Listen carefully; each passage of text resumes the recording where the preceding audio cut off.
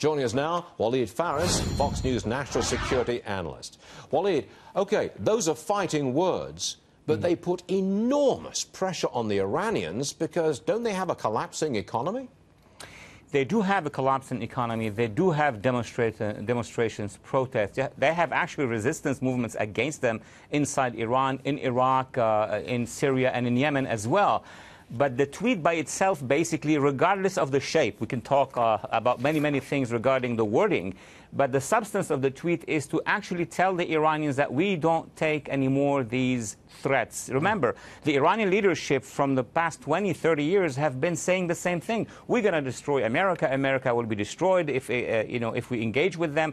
Now President Trump has decided to stop that process and tell them, either we will work on a solution or you cannot threaten us anymore. Do you think there's even a remote possibility that in the near future the mullahs will be overthrown by their own people because the economy is so bad?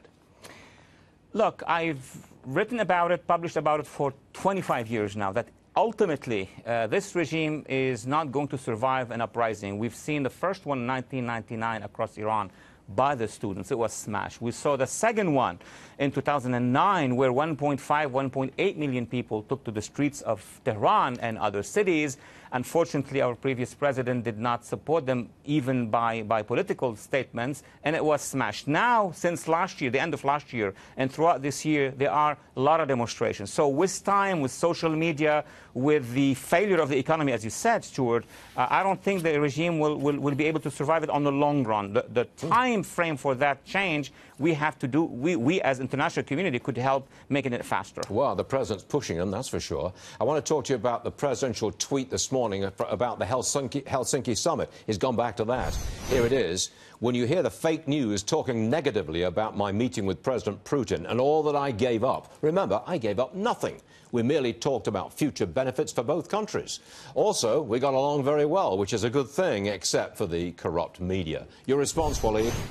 Well, look, the Helsinki summit had two components, and we need to start looking at those two components in a separate way.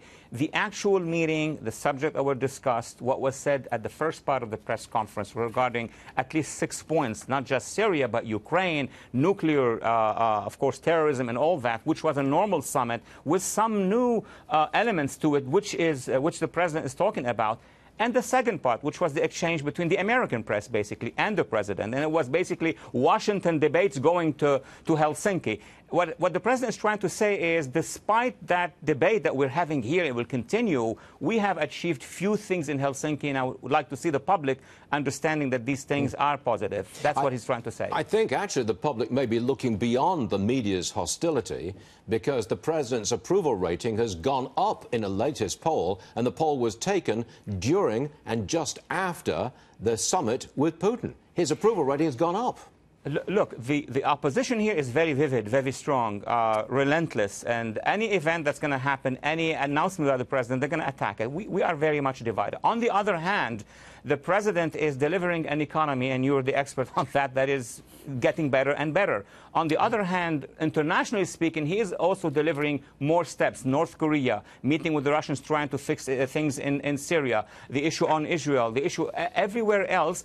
And the public, through social media, is able to get some of these points, though the opposition is very strong. It's extraordinary stuff. It really is a turnaround, isn't it? It's a 180 from the last 8 years. Walid Phares, thank you very much for joining us, sir. We appreciate it. Thank you.